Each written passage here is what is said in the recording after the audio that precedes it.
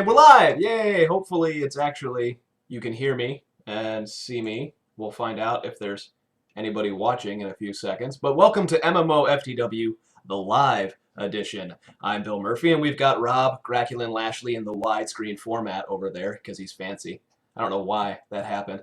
But essentially, if you're, this is the very first time we've done a live episode of MMOFTW, so if you don't know what it's about, it is your weekly news show, and we normally do it on YouTube with just a 5-minute quick recap with me hosting it and Evan Wilkinson drinking Mountain Dew, apparently. No. Evan Wilkinson does all the little post-production, and then we throw it up on YouTube. It's a quick 5-minute show, and it's done. This show on Twitch is going to actually be a whole great length of time of me and Rob rambling about some of the top news stories of the week. So yeah, be prepared to be orally assaulted by our voices for about an hour. Sound good? Because I like to ramble. Yeah, and so do I. So really, we've just got a few topics to go over today, and I'll give you... Hey, look at that. Rin Daddy's here. He can hear me just fine. The few topics that we're going to go over are Guild Wars 2's Lost Shores event went live. We have the Darkfall Unholy Wars delay to December. We have the Star Wars The Old Republic free-to-play launch on November 15th, and we have Wizard 101's Azteca launch, which neither of us really know much about, so we probably won't talk about it for very long, but we have to mention it because it's a big deal. And then there's, of course, Rift's Storm Legion launch, which also happened this week. And while we're at it, Rob likes Rift, if you couldn't tell. While we're at it, we will also cover a community spotlight, which involves what you think has the best combat animations out of any MMO. We'll pick ours, and then we'll ask you guys for your feedback. And if we still have time at the end, we'll probably have a dance party, maybe? A dance party sound good, Rob? I don't do dance. He does do dance. You missed it earlier. He was actually doing a dance, but wait, there it goes, the Cabbage Patch, because he's white, and that's what we do. All right, so That's all we do. let's get to it. Guild Wars 2, Lost Shores. What do you think so far? Have you played it? Have you had time to even see it? I mean, it just launched yesterday. In fact, I did. I went and played last night. Not so much with the Lost Shores event as much as I got into the Fractals and started doing the new mini instances they launched with this Lost Shores event. Now, what did you think of those? Because I've played them a little bit, but I'm curious about your thoughts. Hit or miss. Hit or miss? Somebody's feeding back. Uh-oh. I've got nothing over here. Okay, I thought I heard it. All right. Hey, can you hear me better now? Ryle saying, can you hear me? Got him? If not, you can type all of your answers. Yeah, I don't know that that'll work out so well. All right, so they're kind of hit or miss at this point. Still muted, he says, apparently. That's weird. Sounds good on my end. And this is why we didn't tell people when the show was really going to go live. Technical difficulties. Why we ninja'd it in. Just put the microphone in your mouth. It'll be vaguely homoerotic, but it's okay. Well, I have a pop filter, so it should help a little bit, huh? Yeah, but we can't see your face, though. But that's okay. Nobody wants to see your face. I don't think anybody really wants to see my face. You can see the top of my head, like some evil Sith. Yeah, it looks good. Okay. Anyway. All right, I enjoyed them. I think they were hit or miss. Some of them didn't seem very well tuned. I don't know how much time they really got to spend playtesting them. So felt like a little buggy. Some of them were extremely easy, while others were ridiculous. very challenging. Which is good that some of them were challenging. And there were different levels of difficulty. Unfortunately, one of the ones that we came into, it involves freeing like these wisps, and it kind of like sucks. If you remember, the hedgerow changed, so it would do that. It would shift different openings within the tree walls, and we actually had people get stuck in those because they would just shift and while you're trying to walk through them. Correct. And it wouldn't like have collision detection and knock you out of the way. It would actually get stuck in the tree. Yeah. So I think go ahead. It was difficult. It was enjoyable. We did have someone that had interesting mechanics. You had to take a hammer and break seals and release this giant statue that looked like one of the engineers off of Prometheus. But you couldn't hold the hammer for more than 40 seconds or you'd die. So you had to swap the hammer around with who was holding it. So it was pretty cool. It took quite a while. I think all of our gear was broken by the time we were done. But yeah, it was a good time. I actually got to run it with the developers last week during like the preview, which I wrote about on the site. And we did the one with the wisps, the one that's in the swamp with the Moss Man. And out of all we tried 3 of them, and I'll talk about this one first. Out of all of them, that was the one that nobody could complete, and we had to cheat to get through.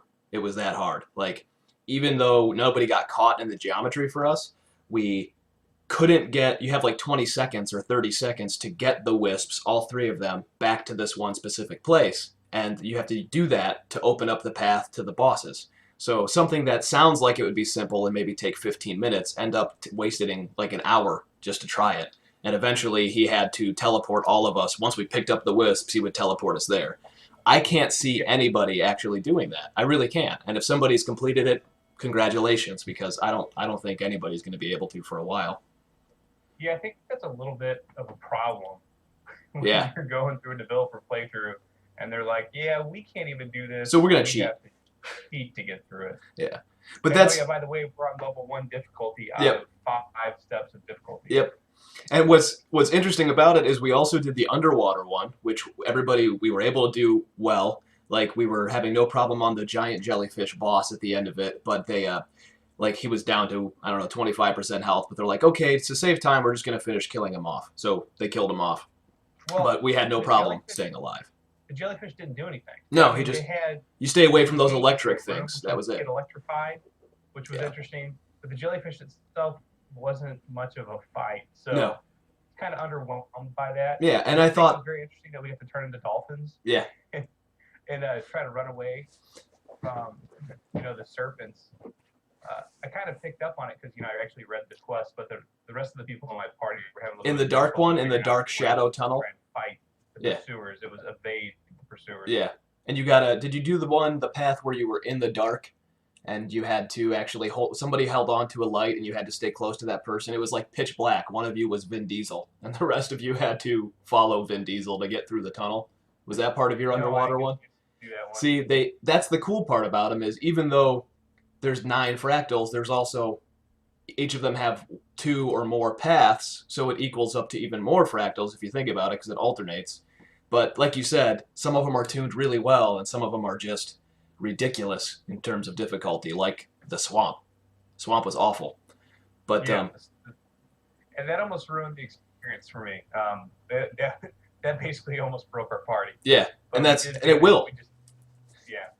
So we did reset. I mean, that's one of the nice things is there's a button down on the right-hand side of the screen. Mm-hmm. It's a little blue door that allows you to escape back to the mists. Yeah. And from there, you can re-enter and get a different fractal. Yeah, for those of you that don't know, like the fractals of the mists, I guess the dungeon starts off, you enter this consortium area, or like the Asura have like a small little teleportal. It's think Quantum Leap, and you go into this portal and you get transported through different scenes in the history of Tyria, different portals in different areas throughout the mists and everything like that. And you have this home base that's like a safe zone that you can repair, buy stuff, and everything like that. What Rob's talking about is if you get frustrated, you can click on this little blue door and go back to the safe area and say, maybe we need to regroup and retry. But as you beat these fractals, which are little 15-minute to 45-minute dungeons, that's their intended time design, they get progressively difficult. So you beat 3, and then you get to go back to the safe zone, and your difficulty goes up.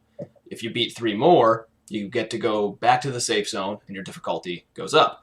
And then after you beat 6, you get to go to a special fractal, which is the Jade Ocean, which has the big, giant fractal boss who's like this.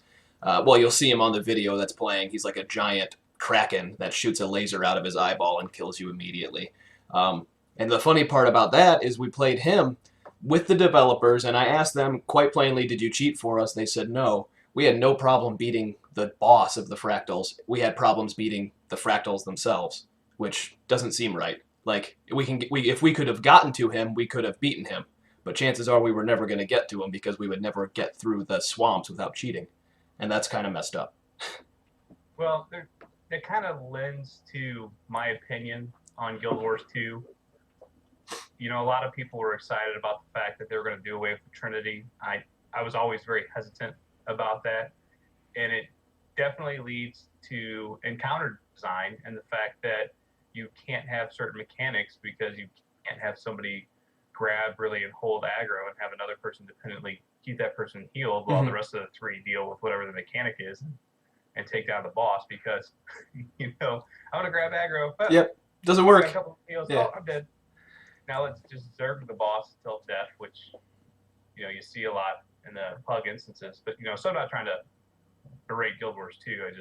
That's a design. It might be a design flaw with dungeon content more than anything. Yeah. And I love the idea of nobody needing a Trinity, but I think a better approach for somebody to try one day would be to just, if you're going to have classes at all, let those classes each have a role. They can have any of the Trinity roles, and that way anybody can, oh, okay, so we've got 5 players, and then who wants to be the healer of this dungeon? It doesn't matter what class they are, they just flip a little switch and they are the healer. Their skills become healing skills or whatever. Like, everybody has that role. That way you still don't have to worry about it. And, you know, the Trinity's still there for mechanics, which I think would be more organized in dungeons. You know, like Secret World. Yeah, they had it. And but you still had to spend your points to make sure you had healing skills, and if you didn't, you know, spend enough of your skill points on healing skills, you still couldn't heal. I'm talking like, it'd be great if in Guild Wars 2, my engineer could go in there and just be like, every skill I have is now a healing skill, instead of just one skill that I have that's worth healing, you know, or every skill I have, I'm picking my tank build, and you pick your tank build, and there it is, you know. So, but whatever. I guess we got to make do. What'd you say? You're with me? I'm right there with you. It's tough. I think I even jinxed you on saying the Secret World. Yeah, you might have. You owe me a Coke, or I owe you a Coke. One of those. But that, yeah, well, anyway, the Lost Shores events, it goes on for the rest of this weekend, and what'll be left is the dungeon will stay, the fractals will stay, the new island, which is, I think it's just called the Lost Shores itself, right? Can't remember what the island's called. Let me see. Maybe. That sounds right. Sounds right.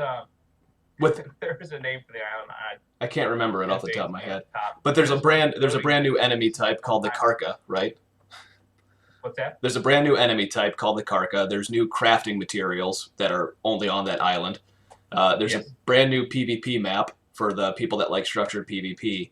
And there's new gear for every dungeon, plus the new Ascended gear, which is somewhere between the exotics and the legendaries. It's like a step between the exotics and the legendaries. And has become a source of contention for the player base. Oh yes, I wrote about that. Community. I wrote about that last week. People expect it to mean that there's going to be nothing but gear progression, and we could spend the entire show talking about it, but I don't think we need to. We'll have to, maybe next week. We'll see how it turns out now that the event's actually live. But I personally don't think it's going to mean like that Guild Wars 2 is becoming WoW with a gear treadmill. I don't think so. No, I understand, but you're always going to have the lunatic fringe out there that takes everything to the extremes. Yeah. And now all of a sudden that you've got that gear, which, you know, they kind of said at the beginning that wasn't going to be one of the end game mechanics. Yeah. It was a gear progression, which they've already gone back on, and the game's only been out 3 months. But it's not. So, it's not higher than legendaries. It's a step between the exotics and the legendaries. So it's more like helping people out who get to exotic and go, crap, I can't get legendary items for a while now. So that they have something else to work towards while they're working towards their legendaries. I think that's okay, because it's not like they're saying, all your legendaries are crap now. You've got to go for these ascended items. I don't have a problem with it. I'm just saying I understand where the argument's coming from. What I will agree, though, with a lot of people that are worried about it, is that the Guild Wars 2 definitely needs some other form of character progression at the level cap than gear. That's the pratfall that every game falls into that's level-based is, okay, well, now we're at the cap. Here's some gear until we get an expansion out. There's got to be some other way to progress to gain more power. And Guild Wars 1 had it really well with the skills that were, like, never-ending. Why can't Yeah. 2 do the same thing? That's what I want to see. More skills. More skills. That's all I Not a want. bad idea. Yeah. Even if I don't use them, I would rather obtain them than try to hunt for gear for the rest of my life. But moving on. Okay, let's see. Next up is going to be Darkfall Unholy Wars, which I will admit I don't know much about Darkfall except for the fact that it's a supremely hardcore PvP game, and Unholy Wars is going to be its sort of sequel or spiritual successor, brand new engine, brand new everything, and it was due to launch real soon. I can't remember what the exact original launch date was, maybe 11/30, November 30th, or November 20th even, and it's now, soon. yeah, it was real soon. And this past week, they pushed back that launch date to to December 12th, 2012. So discuss, what does that mean about Darkfall? Will it hit December 12th? I think so. I think it's a good thing. It's refreshing to actually see somebody nowadays be willing to say the game's not complete. Let's push it back a couple weeks and make sure the product's ready, for the consumer. And Yeah. too many companies anymore are in such a hurry to make deadlines because of corporate The sun. metrics that they have to make. So it's nice to see that they were able to delay it. As far as how much improvement it's going to be on the game, I don't know. I do know that the original Darkfall was kind of plagued Yeah, with bugs. that's all when I it first heard. came out, and it's one of the reasons I really stayed away from it. I was looking forward to it. There's going to be free for all PvP in the game. Player looting, Mm-hmm.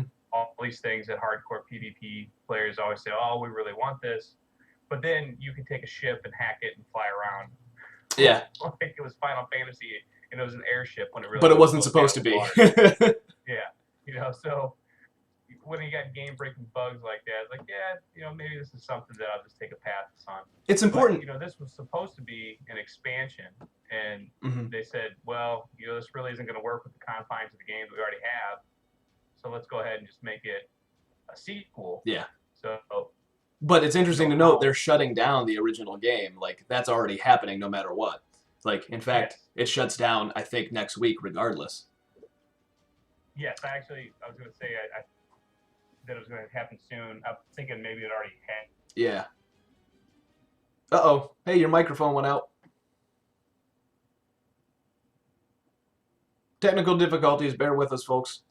While Rob is toying with that, I'll keep talking. But I think it's important to note that Aventurine is an independent developer. They're not a studio that has a ton of money. They're not a studio that has $400 million to throw away. Hey, you're back. You're back.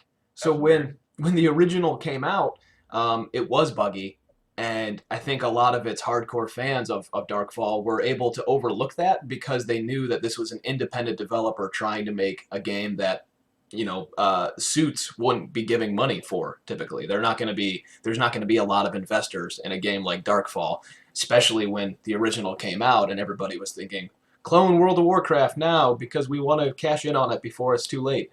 And Darkfall and Aventurine went the opposite direction. So it's interesting over the past couple years how people have started to want something like Darkfall more and more, at least on our forums, which is full of hardcore MMO enthusiasts.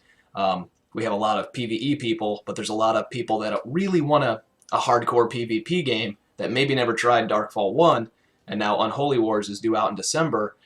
If it's good to go, it could be a really a surprise, cult hit. I'm hoping. I'm actually looking forward to trying it, even though I never played the first one. So am I. I would definitely be willing to jump into this game, especially since instead of just making it an expansion, they said, hey, let's start over. Mm-hmm. So I think that makes the barrier to entry a lot lower because people that might have been discouraged because they were playing catch up, yeah, will have a fresh start with everybody else. And one of the things. Go ahead. Do you have any word on what kind of business model Darkfall is going to have? I do believe it's still going to be subscription, but if I'm not mistaken, the subscription's less than other subscriptions. And you'll still have to buy the client and things like that. Again, this is my fault for not paying attention too much to the official subscriptions. Maybe one of our few viewers can tell us, but I do believe that it's I want to say it's $9.99 or $12.99 a month. I'm trying to find out what the original one is. I blame the cat. You have a cat, or is the cat back there? No, you have a cat running around in your room behind you. There is a cat currently licking herself. In case you, right there. In case you needed to see that. But yeah, so it launches on December 12th now, and oh, I mean, here's another thing. Not only is it the cat still distracted me. Not only is it a sequel, with updated visuals and updated engine and everything like that, but they're redoing a lot of the things that they felt and the players felt they'd gotten wrong from the start. But there's some contention there because players are worried that they're going a little bit of the Care Bear route with some safe haven cities and things like that. But I personally think that you're going to need those if you want the game to be accessible. You need places for players to go that can be safe until they're able to step outside of whatever boundaries it is and go fight things. Because there's like a safe tutorial area, and then there's safe haven cities where nobody can attack anybody. I think that's good. Players are their own worst enemies in games like that. So it's probably a really good thing that they added safe havens, just due to the fact that if you don't have them, and you got a brand new person to the genre who's not used to a free-for-all MMO, and you can be hostile anywhere, they log in, they're dead. Exactly. And they log back in, they're dead. They res, they're dead. And then they just turn it off and they don't play again. Exactly. And I think Aventurine knows that. They know that they need a place where they can get used to the mechanics of the game, and then a clear delineation that says, okay, once you leave here, it's free for all, but here are some free safe cities that you can rest and RP and hang out in. But then just know, no matter where you go, it's free for all. Plus, they've got a whole new role system so that there are more, like, it's a classless system, but they're calling it a role system too. So I'm not quite sure what to make of it until we try it. But I think it's a better way for players to actually pick a role in a party instead of having sort of everybody being a mismatch. And we'll see how it goes, but I'm looking forward to getting into it. They have not let us press folks into the beta, which is a shame because I'm sure I could offer them valuable feedback like, oh my god, how do I do this? But we'll see December 12th. I tell you what, Billy, you get this for me for Christmas and I'll come kill you another promise. I'll get this for you for Christmas? Okay, we can probably do that. Okay. But why would you kill me, though? Couldn't we team up? For all PvP, right? Yeah, but couldn't we team up? I think... What's the fun in that? Friendliness and camaraderie, plus... All right, I guess. Plus, you saw me play PlanetSide 2. I need help. Did. Okay. You do. Moving on. Don't feel bad. Moving on to Star Wars: The Old Republic. It November 15th, it launched its free-to-play option, plus some other game updates, like you can now get the HK model companion, which everybody knows from the Old Republic games. But as a player who really enjoyed Star Wars: The Old Republic at launch for a good couple months, really enjoyed it. I mean, I thought, wow, this game's fantastic.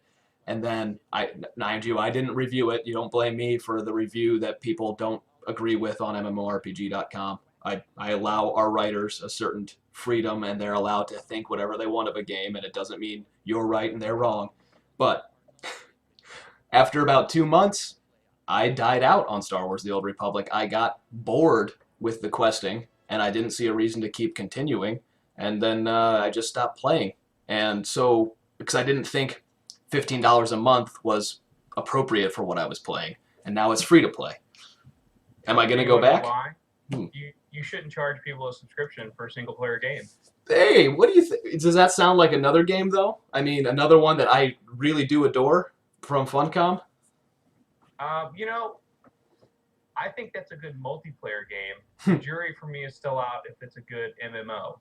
I see. Like, you like the dungeons. I mean, not to talk about Funcom. Not to talk about the Secret World right now, because we're supposed to be talking about Star Wars. But similar issue, right?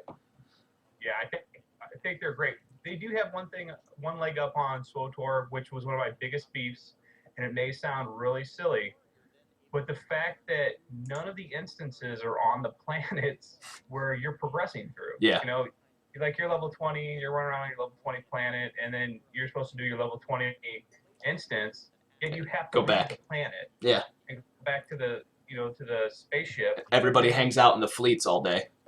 Yeah, it's like, well, where's the immersion in this? And oh, by the way, to get from the planet you're on to the fleet, you got to go through like 3 or 4 different loading screens. Yep. So you had a very populated game.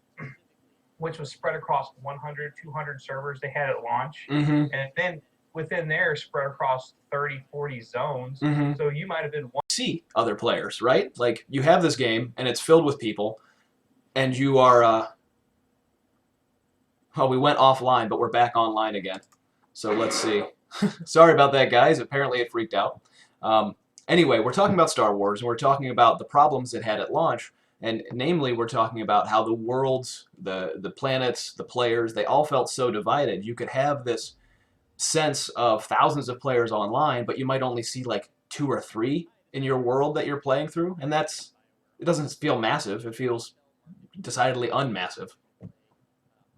Yeah, so again, I'm with you. I enjoyed playing through it the first time.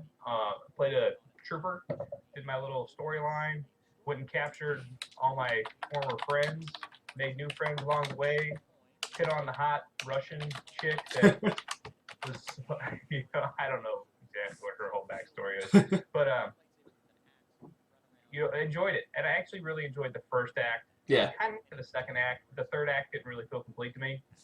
And I'm willing to bet that it probably felt that way for a lot of, and it's probably unfair to judge them by this, but the amount of money that was put into the game to make this product, yeah, it just seems like they could have done it for a whole lot less. Yeah. And the game was really geared, I think, for an audience that was used to playing MMOs back in 2004 and 2005, and not a more mature audience that's used to playing MMOs in 2012. And, to go along with that, the fact that we all have pretty much gamer ADD Yeah. when it comes to MMOs.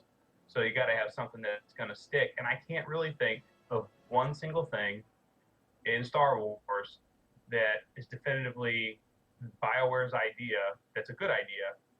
You didn't really see in any other MMO. There was not, like, the story part was cool, and I thought in theory it was like, oh great, a story that goes through, but in practice in an MMO, I just don't feel like it worked because it made you focus. I was focused more on playing my story by myself than I was getting together with people and playing with them the whole time. I just wanted to progress through my story, and I thought, well, I could go all the way back to the fleets and look for a dungeon, or I could keep doing these story quests and, by myself, because I'm totally fine doing that. And it's not that the game's designed to be a single-player MMO. I just think that the storyline made it so that was all you had to do. And to a lesser extent, that's the way Secret World feels for me, too. Like, I love the game, but you don't have to have a party to progress. And I don't think you need to have a party to progress. It's just when you have a story-centric game, you're focusing on that story constantly instead of what's happening around you and the people that you're running into.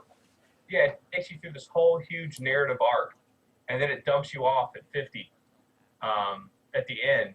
And now all of a sudden, it's a different game. Yeah. To the point where it felt like there was no more game, really. Yeah, just there was gear. It had some raids and whatnot, but again, it was all disjointed. It didn't feel like it made sense within the canon of the game. It's like, why am I doing this raid? Where did I encounter this in the story? The only ones I can really think of was the Wreck Ghouls. Mm-hmm. The event. Kind of right. Yeah. That one tied back into something you've done earlier on. But the rest of them, it's like, it just doesn't feel right. Yeah. And it's Control Blue asked, he said, what do you guys think of the fact that people can just go do 2 class stories for free without spending a dime and then leave at EA's expenses? That's their own fault, man. That's like, if that's what people do and that's how that happens, that's because they designed their system wrong. And yes, Grack is wearing a DAOC shirt, but back to Star Wars. When you make your game free to play, I think you should offer all of the content for free, but there should be reasons for you to pony up money. When I think about Guild Wars 2 and I think about I've given them a lot of money for gems. I've given them things because I like the fluff items. In Star Wars, there are some of those fluff items, but it's nothing that I feel like I'm pressure or that I feel like I need to have. And maybe that's just the difference between the two games. But it does suck that you're not paying for the client anymore. So a free player can come in, play the whole game, and leave, and never pay Star Wars or pay EA or BioWare a dime. That's great for the player. It might be catastrophic for the game. I'm willing to cut EA BioWare a little bit of slack because they make the client for free. Mm-hmm. You know, if you remember when they were first kicking around this idea of going free to play, they still wanted to charge $15 for the client up front. I still don't think that the game necessarily constitutes free to play because of all the restrictions they do play. Yes. Or they do put on the game. But as far as people doing 2-class story for free without spending a dime and then leave at EA's expense, that's the risk you take. You know, if they made a product that's quality enough that people enjoy it, then the majority of the people are going to support it in some fashion. Yeah. I know I do. There's games that we play that, you know, we're fortunate enough that we don't really have to spend a whole lot of money on, but I still go out of my way to pay for just because I want to support the company. Yeah. And those are for subscription games. I've never actually really paid a whole lot for free to play. You know, I think Turbine does a pretty decent job, and I know not everybody agrees with this, but they have ways that you can sit and play the games and earn Turbine points and then turn around and spend them in the store. Are you going to earn a ton of Turbine points to where you can play everything for free? Yeah, if you play a whole lot of time. Yeah. But no, you're probably going to have to spend some money. With the way they've got this set up, you run the risk of having played the game and earning, you know, artifact level gear and coming back and not being able to wear it unless you pay additional money. When you've already bought the game and paid for subscription time in the past, that's just ludicrous. Yeah. Now let's talk about very briefly too before we move on. There's also the fact that you won't be able to pretty much alter anything about your UI unless you're paying money in Star Wars. You also have a certain amount of you have to pay a certain amount of money to have access to more than a few war zones or operations a week too. Like, you have to pay piecemeal if you want to play more than basically the storyline quest through the worlds. If you want to play anything more than the storyline, you're going to have to pay money. And I think that's what Star Wars is hoping they really get, are people are like, oh my god, I love Hutball. Let me spend $10 so I can play Hutball a ton, and so forth. Or let me pay for a subscription because I just want to play as much Hutball as I possibly can. And will it work? The jury's going to be out for a while. I mean, it's only been live for 2 days free to play, but I'll be curious to see the next earnings call from EA. I will too. They've had an influx. Yeah. It's definitely brought attention back to the game. Seeing as they spammed my inbox 6 times. Yeah, they did. To let me know that the game was going free to play. It's like, oh, I'm sorry, I couldn't read the first 5 you sent me. The 6th one just put it over the threshold. Plus, you get someone that resubbed. Yeah, he did. That's cool. I'm not going to say that anybody out there shouldn't play the game. I just don't agree with the business model. I mean, I hope it works. I mean, these are people too that need jobs and got families and themselves to feed. So I'm not going to spend my money on it, though. I think the key will be to see what the rest of the content that's coming is going to be like. Besides the stuff that they did say that they've already got in the works, but what happens maybe a year from now where the game is content-wise. If it's got a lot of new stuff and more than it's had over the past year or so, because let's face it, it hasn't had the most brisk pace in updates. If it's got more stuff in a year from now than it did the first year of its existence, then I think you can probably expect that was the right choice for them. Which means, you know, because more money comes in, that means more content goes out. At least that's how it should work. If you look at Rift. Another disenfranchising thing for me was the fact that they promised to have more speeding updates to the point where we're supposed to see them like at least every other month. Yeah. I mean, how long did it take for the first real content update to come out? It's true. And a lot longer than they said it would, and they weren't slashing jobs at that point. So. And I think the days of developers with high-profile games like this where they could take time, like World of Warcraft, it took them a lot of time, but even them, they're trying to get faster and faster with their turnaround. Despite how many subscriptions they have, the market is so crowded now that you need to have a brisker pace when it comes to releasing content updates to keep people interested. If you don't, especially when you have locusts for gamers. Yeah, you come in, you feed on it, and then you leave and hop to the next thing. So if you want to keep our attention, you need something out like every month to keep bringing us back. Yeah. Okay, moving on. We're going away from Star Wars. That was a lot of talking. Anyway, I haven't even tried the free-to-play, but I'm going to this week, so we'll talk more about it next week. I logged on last night. There was quite a bunch of interesting things in the cartel store Yeah. that were fluff. Hey, I'm all about selling fluff items. Yeah, fluff items are great. Sell whatever you want. I love fluff and crap. That's great. But, you know. It's the other restrictions, which we talked about. I did enjoy coming back and only having 350,000 credits out of my millions I had banked. Yeah. You know? And then LC2 said, wasn't Star Wars profitable before free-to-play? Yes. Yes, it was. In fact, they made back all of their initial expenditure just from box sales alone. Yeah, but the service of running the game costs a lot of money too, and that's when they started to lose money. They needed to hold 1 million subscriptions, and they didn't, to keep it profitable, which is why you saw people cut, which is why you saw people leave. Chances are they're profitable now, and they will be in the future if people play and spend money, but we'll see. When Rockjaw left, the writing was on the wall. Yeah, exactly. And now he's at Gazillion doing Marvel Heroes. He used to work for Gazillion before he worked for BioWare. But I mean, Daniel Erickson's gone, and everybody else is gone too. So it makes you wonder. Anyway, we'll move on because we could talk about conspiracy theories for a while. So the next topic is Wizard 101, which neither Rob nor I have played much of. So, yay! It's out there. It's out there. Let me restart this video for you guys. All right.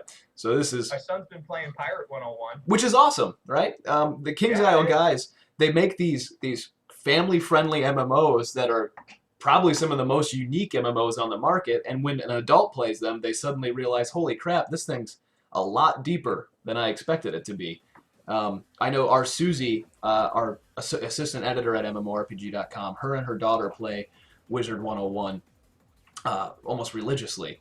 And they, see, look at that, Garbrak has never even heard of Wizard 101. It is, think Harry Potter online, but without the IP. And you have... If you watch a lot of kid-friendly channels, like if you watch Cartoon Network or The Hub or Disney Channel, you're going to see a lot of advertisements for Wizard 101. Mm-hmm. And it's interesting because it's not like a typical... You can watch this. You see that they've got a deck of cards. They stand around in this circle. And the combat is turn-based with all these cards that you select, and it's attacks, buffs, heals, and everything like that. So you've got to build out your deck and keep your deck ready, but the cards that are drawn in combat are random. And it is multiplayer. If you look at that screen right now, if you see the video, you'll see those circles. That's where other players can stand, but you can also play it solo. There's a ton of mini-games.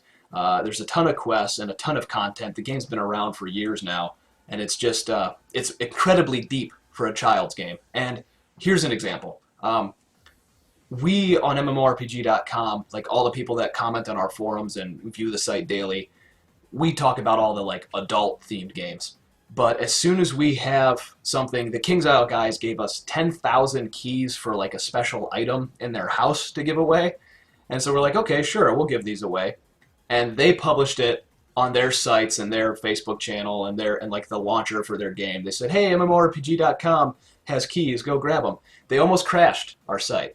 Like all these children came running for their furniture items, and they made our site, or it was just like 2 days ago, they made the site completely slow down. The servers were overloaded, and the 10,000 keys were almost gone, and we had to refresh it. They're like locusts. Speaking of locusts, children are content locusts too. I'm telling you, we need Kids Corner. Yeah, we need a Kids Corner. You know, it's funny, when I, look, Rin Daddy got his, but, it is a sub-based game. There's a limited amount of content you can play for free. And then beyond that, it's like, I think it's like $6.99 a month. It's pretty cheap for a single sub. And there's like a family subscription too, which maybe Rin Daddy can tell us what the family sub is. But they have like a unique business model where if you pay, I think it's like $20 a month, your entire family, like 4 accounts, can play. So it's pretty cheap. But you can do quite a bit for a while for free until you run out of content. Let's put it like this, Bill. Yeah. I've got 3 kids. Yeah. You know, one's still in diapers, so she doesn't really go. She won't play. But, you know, we all went to the movies last weekend, right? Mm-hmm. This is just to kind of put this in perspective. $300. We went and saw Wreck-'em Ralph, which if you've not seen, by the way, I haven't. It's great. I I'd go borrow somebody's kid. I'm going to go see it myself. I'll see it by myself. I'll wear a hoodie. I'll keep the hoodie up with sunglasses, and I'll sit in the back of the theater laughing crazily. We'll see how many children leave. Yeah, it's like, it was $60 for tickets, you know. Jesus. For me, my wife, and 2 kids, it cost us like $60 just to get into the theater. Oh my God. So, you know, that's 2 hours entertainment. So you're paying $20 for a whole entire family of 4 to play this for an entire month. And that's a comparison I always like to make for people that have a complaint about subscription-based games. Yeah. Yeah, it sucks if you got to constantly pay out that cash, but when you compare it in value to other things that you would go and do, yeah, I mean, a lot of times it ends up being a really good value. Yeah, and I mean, and the family sub idea is great with Wizard 101. It'd be awesome if more games let you have like a discount for multiple subscriptions because my wife, believe it or not, she doesn't game very much, but she loved the idea of the Secret World and played it for a little bit. And if we had a family subscription option, we would have been able to share accounts. You know, instead of forcing us to share accounts, we've been able to play together. I wasn't going to buy her one and let her and then subscribe for her, only to find out 2 weeks later she's like, I'm done with it. So, but yes, 4 computers. That's true. You do need 4 computers if you've got 4 people to play. But what family doesn't have multiple computers anymore? Rob, how many computers do you? You should be back. Okay. I hope it's going all right. I'm gonna open up Chrome again. I apologize for crashing. It wasn't my fault. It was blame Windows, blame Microsoft. Sorry about that. We only had like 2 more topics to get through. I blame Windows. Yeah. We don't have much more to get through. Stupid thing. Okay. Almost. Let's see. We are online, right? You guys can see me, so that's good. Yep. Cool. All right. Anyway, what the hell were we talking about before my computer decided to die on me? I think we were talking about you borrowing other people's children. Yeah, I'm going to borrow several children. Have you ever seen Storm of the Century, the Stephen King movie? That's going to happen. I'm going to steal one. I'm going to steal one from Little Tall Island in Maine. Okay. So we're back. Anyway, let's wrap up Wizard 101 and get to the next topic before I crash again. Sounds good. Wizard 101, awesome game. Launched a brand new bed of expansion content called Aztec, a whole new world, bunch of new levels, bunch of new monsters, bunch of new quests, bunch of new everything. So if you haven't checked it out yet and you have some kids, definitely check it out. Even if you don't have kids, you should probably give it a look because it's actually one hell of a game. It's just, you know, different. Right, Rob? It's there. It's there. Rob knows because he's never played it. Moving right along, we're coming to a game that Rob does know quite well. Rift launched its Storm Legion expansion just this past week. Was it the 15th also, or was it like the 12th, the 13th? Whatever Tuesday was, right? Something like that. And your microphone went out again. Technical difficulties. That's what... It's back. It was a... You're back. You're back. I'm just reading the comment from Rin Daddy. I will let you be my kid for a day if you really want to play. I could be someone else's child. Anyway, so yeah, Rift Storm Legion. It launched. What do you think so far? You've played it a bit. I enjoy it. I don't try not to make it a secret that Rift is probably my favorite MMO on the market right now. I still try to look at it objectively. I'll tell anybody that wants to ask, I'm not a big fan of the character models in the game. I think the graphics at times can feel kind of washed out, like there's almost a grayscale layer over it. Like what we're seeing in the video. Yeah, it's the gameplay for me that I really dig, though. I do enjoy the new Carnage quests. What are the Carnage quests again? I remember talking about them, but what are they? There is an identifier that you can see over different mobs. It's a little red dot above their head, and basically by killing one, it automatically grants you a quest to kill up to 20 more of that, and then you get bonus experience points. And typically, they're in areas that you're already doing another quest. For example, in Duskin, when you first start off, you'll kind of have a quest where you see a corpse laying there. And you pick up the corpse, and it says, hey, collect 10 more of these corpses and take them to such and such because these are the remains of soldiers or whatever, and we're going to give them a proper burial. So you pick up the corpses, and oh, by the way, there's little hawk wing things flying around there too. They're doing this. And you kill one of those, and because it's got a red dot that's going to give you a carnage quest.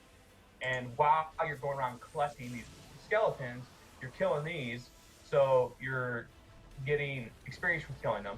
You're getting bonus like 30,000 experience from killing 20 of them. And then while you're doing that, you're doing a collection quest. And oh, by the way, if somebody runs by doing instant adventures, you can jump into that and start doing an instant adventure along with it. And then, a rift's going to drop down on you. And, it's the first rift of a hunt rift. So there's a lot of stuff going on in Rift.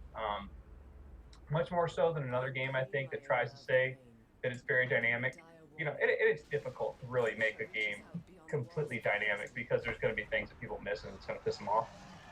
But they did a really good job of it. Some people are going to be upset with the Carnage quests, like, oh, they're grindy. Yeah, it can be grindy, but guess what? You don't have to do them. Yeah. No one's forcing you to do them. You just get a little bit of bonus experience points for doing them. So if you're someone who likes to grind already, which means those people are out there, look at the entire Eastern, MMO market. Yep. So, that's one thing that they've added into the game. There's a lot of quests that you find where there's not necessarily a quest giver, but you find an item, or you're wandering around and there's like this lamppost kind of deal, and it says, hey, you like this lamppost? It's like, oh, go light some more. Or, hey, this is a listening position for these soldiers. Why don't you go activate the rest of them? And then you do, and you automatically get awarded the experience. You don't have to go run back to an NPC and turn it in. Some of them you do. Like the remains one, you found the dead guy. You said, hey, pick up a couple more, and then go take it to this person over in this little small village who you may not have ran into on your own unless you're just out exploring. And then, oh, by the way, once you complete that, they've got another quest they want you to go do, which may not have been available if you hadn't have done those precursors. So there's a lot of little things like that going on that I think really make it a more vibrant world, and that weren't in Rift originally. So I think they've done a pretty decent job so far. I'm still in the first area, had a lot of different 9-to-5 job emergencies this week that really kept me from playing as much as I would like to. There are already some people that are 60s, which is the new level Go cap, figure. and working on expert dungeons. So I'm kind of jealous of them in that regard. But I'm content to just kind of level up a little bit slower, make sure that I'm taking in all the new stuff that they've added. They've added in new puzzles in the zones, new cairns, which, if you guys remember those, they were hidden little treasure chests, which, throughout the area on mountain peaks and stuff. They've made sure to add more of those in the game. So, plus, I think we're missing the big addition, capes. Capes, yes. I have a +1 to all cape because they come with the Infinity Edition. They look awesome too. I mean, right there in the video, you can see them too. Yeah, actually, for whatever reason, I can't see the stream. It's telling me I do not have an active internet connection. I see that too, but apparently it's there. I don't know why it's not really showing. I'm going to go to the channel real quick. Thank you guys for bearing with us on this first attempt. With us through this first episode. Yeah. If I go to the commercial plays, but I don't know. I see nothing. But you guys can see us, right? We're sorry we couldn't find the video stream. Please check your internet connection. That's And what it's telling me. it is broadcasting. But you guys, it's okay, so we can't see it, but at least you can see it. That's fine. Okay, that works. Who knows? This time we're not going to blame me or Rob. We're going to blame Twitch. I like Twitch all the time. Yeah. But yeah, Rift Storm Legion, by far it is, like, the company has put out so much content for free, and now this expansion pack comes out, and it, like, triples the size of the world, isn't it? I mean, the continents are bigger, like, each continent's bigger than the original landmass was. That's what I've heard. I don't know if that's true. That's what they're saying. Yeah. I haven't really got to explore the entire thing yet. They say that they are bigger.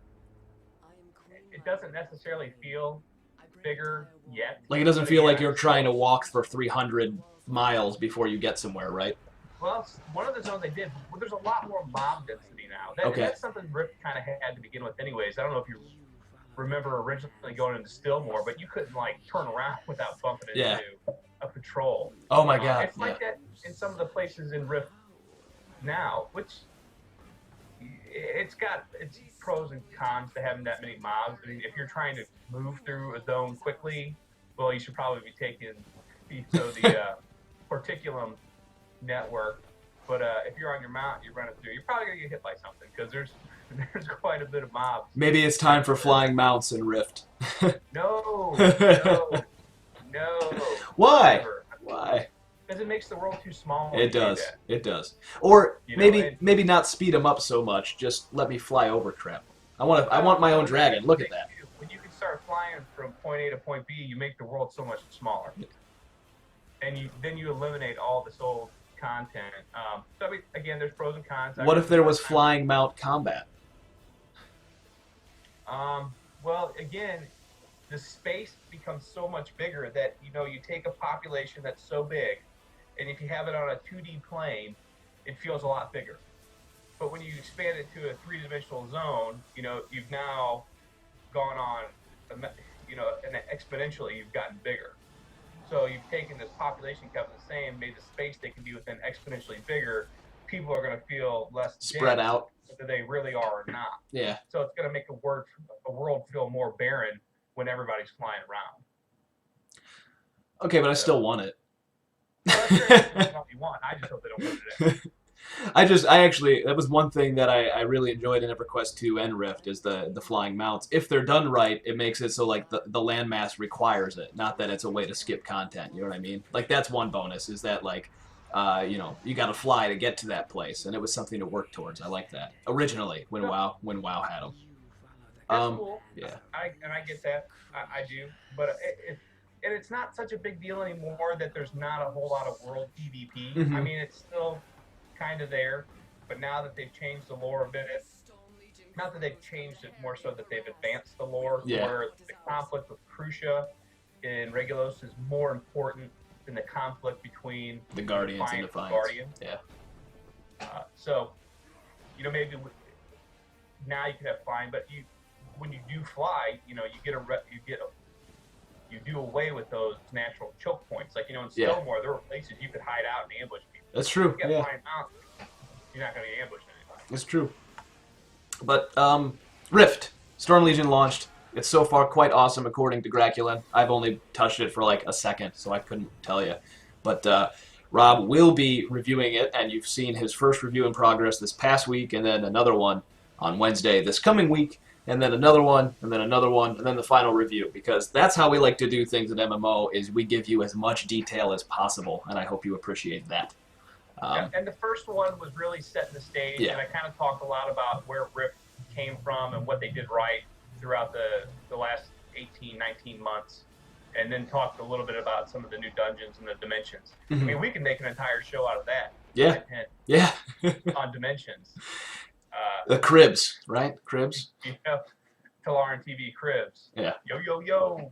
This is where all the magic happens. And then we could make it like Pimp My Ride, and you could be Exhibit and be like, yo, dog, I heard you like dimensions, so I put dimensions on your dimensions.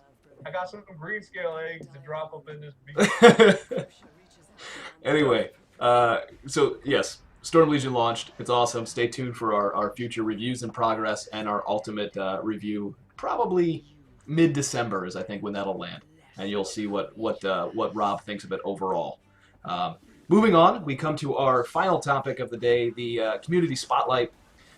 It's this time we have a user named Janoku on MMORPG.com who asked what we think is the best MMO when it comes to combat animations. His personal favorite, he's a Star Wars fan, he thinks the Old Republic has the best combat animations. I'm going to respectfully disagree and say that it is Terra. I believe that Exiled Realm of Arborea probably has some of the best animations in terms of mobs, players, big-ass monsters. All around, this game is probably... I don't even like the Asian sort of anime aesthetic, but I think this is one of the most beautiful games out there right now, and the animations are just, like, bar none. So that's my personal favorite. Rob? Well, not to agree with you. Because who would do that? I'm going to go ahead and not pick Terra, which, I think is good, without a doubt. And I'm going to disagree with it being SWTOR because I think it's kind of clunky. It kind of looks like some of that stormtrooper combat back from the 70s sci-fi movies where they're trying to walk around in plastic suits. So maybe it's true to form. But the lightsaber combat is pretty good there, though. I enjoy Guild Wars 2. Yeah. Mechanics from the Guardian. I think they can get repetitive at times, but they're very fluid.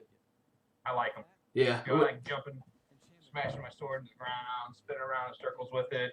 I enjoy the two-handed hammer mechanics, swinging through. That reminds me of the Asura, like how they move, even just when they if they're carrying something heavy and you run forward and you stop, you watch their weight lurch forward and they stop. And the Char with their 4-pawed running and everything like that. So yeah, it's a good one too. I think Guild Wars 2, that's probably, in my opinion, the best thing they did was the art style in that game, and the character animations were really good. The Daniel Docio's art direction is fantastic. Yeah, I'm gonna throw this one out there just because I know, which is a kind of an honorable mention for me, which a lot of people are gonna disagree with. I'm waiting because a lot of people didn't like this one, but I think there are a few hidden gems in the Secret Worlds combat animations. Yes, really. Stiff. It felt like he had a backboard on. Explain. I love the while tanking, you're doing the spinning uppercut, with your chaos magic. Okay, yeah, some were great. Sit there tanking and giving people uppercuts to the face. Yeah, it was like that I enjoyed. The Shoryuken or whatever it was. What was that Street Fighter move? Yes, yeah. That's true. They did have some gems. It was just the feet not being tied to the upper body made it look weird if you were trying to move in combat. Yeah. So you cut them in half. Yeah. Look at the upper body, and that's good. Stitch to the upper body, ignore the legs. Yeah. No, I think that's true. I mean, minus the melee weapons were all really good in Secret World actually. Anybody else? What are those battlegrounds about? That's Control Blue's question. That's the Terra form of PvP. It's 15 versus 15, I think. It's just like battlegrounds in World of Warcraft, really. But there's tournaments and ranking systems and everything like that. Terra, not to go on a tangent here, actually streamed a tournament they had last weekend. Yeah. On the new battlegrounds. They did. Which was the first time they did that, which is pretty cool. The battlegrounds, I love the dungeons in Terra. I didn't really like the open world questing, but the battlegrounds right alongside the dungeons are probably the game. It doesn't get enough credit for being good. I only gave it a 7.7 because other things drew it down in my scoring, but it's still one of my favorite games of last year, actually, of the last year. But, yeah, that's an attempt at the NPC mobs in those battlegrounds. It's like a PvE, VP kind of deal. You see that in Rift as well. I was thinking, what was that original PvE VP in World of Warcraft? At Alterac Valley, it's kind of like that, but not really. Yeah. Yeah, and Garbra, that Guild Wars 2 has that one map where you have the Keep Lord and stuff like that you have to tackle. So it seems to be a new thing to put into instance PvP as some sort of PvE objective, which I think works because it adds more coordination. I was playing Guild Wars 2 the other day, and I was by myself, and I can't remember what the name of the map is. I'm failing right now, but the one where you have to take out the Keep Lord. I went covert while everybody else was fighting over the graveyard, and took out the Keep Lord and scored 150 points extra for my team because I'm awesome. Hooray! Hooray! It's probably the only good. Dark Age Camelot still does have mobs. Yes, in their RVR. It's actually the fastest way to level up right now is to go into the battlegrounds and complete PvE quests and PvP zones. Yeah. Oh, and Legacy of the Foefire. Thank you, Control Blue. I appreciate that. Anyway, I mean that's about it for our show. Thank you for bearing with us through the issues we had, the technical difficulties. I really don't know why my computer crashed. Rob believes it's because it's Windows 8, and that's probably true. I think it ran an auto update. It didn't though, because it was actually the new blue screen for Windows 8. In case you guys didn't know, it actually has a sad face. There's a sad face emote, and it's the sad face emote comes up, and it's like, "We're sorry, your computer has crashed." And then it says, Chrome. It's like that plugin stopped working. "Yeah, ooh, sad face." It's like an emote. I don't know what to say about it, but yes, we're back, and we will be doing the show weekly. Next week, we're still not going to set a specific time because of technical difficulties like this, but you can expect it'll be around the same time. Is that about right, Rob? That works for me. That works for him. So same time, different, same channel. Everything like that. We will upload these to YouTube, although I'm going to have 3 of them to upload, so that'll be interesting. And also, one last final note for those of you guys watching. Don't forget that PlanetSide 2 from SOE, it launches this coming Tuesday, 11/20. I don't know if there's a specific time. I don't know if it's midnight or what, but it's live. It's ready to go, and even though I suck at it, it's a ton of fun. I know Rob's going New Conglomerate, I believe. Oh, Terran Republic. Terran Republic. Why are you going with the Nazis? I don't understand. Why? Because Higby is NC for life. Yeah. And then Kamel Is Vanu for Vanu. life. Yeah. And somebody's got to be, TR. I really haven't picked. At first I like the New Conglomerate solely based on the fact that they had the cheesy 80s hair metal music. But I can't decide. Look. There's a brand new Dark Age Camelot t-shirt like Rob has one on. What, are you going to give those away now? I've only got one left. We might figure something out. Because Garbrock really wants it real bad. I know. Maybe you have to email him at graculin@mmorpg.com and see what happens. I don't know if that works or not. Set that up. Well, We can probably get more.